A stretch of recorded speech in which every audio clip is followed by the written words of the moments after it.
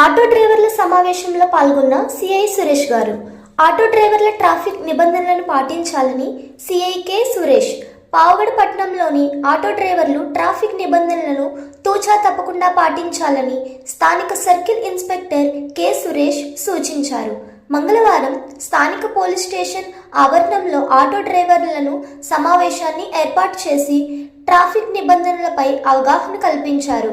ప్రతి auto driver ఖచ్చితంగా రికార్డులు కలిగి ఉండాలని, ఏప్రిల్ 15వ తేదీలోపు ఆటో డ్రైవర్లకు సంబంధించిన అన్ని రికార్డులతో పాటు డ్రైవింగ్ లైసెన్స్ తప్పనిసరిగా ఉండాలని, లేని పక్షంలో అపరాధ రుసుముతో పాటు కేసు నమోదు చేసి ఆటోను సీజ్ చేస్తామని హెచ్చరించారు. రికార్డులను పోలీస్ స్టేషన్లోనే పొందుపరిచి పోలీస్ స్టేషన్ నెంబర్ తీసుకొని ఆటోను నడపాలన్నారు. ఆటో డ్రైవర్లు యూనిఫామ్ తప్పనిసరి అని, ముఖ్యంగా ప్రయాణికులతో సభ్యతగా ప్రవర్తించాలని హెచ్చరించారు. ఆటోలలో ముందు సీట్లో ప్రయాణికులను కూర్చొనివ్వరాదన్నారు.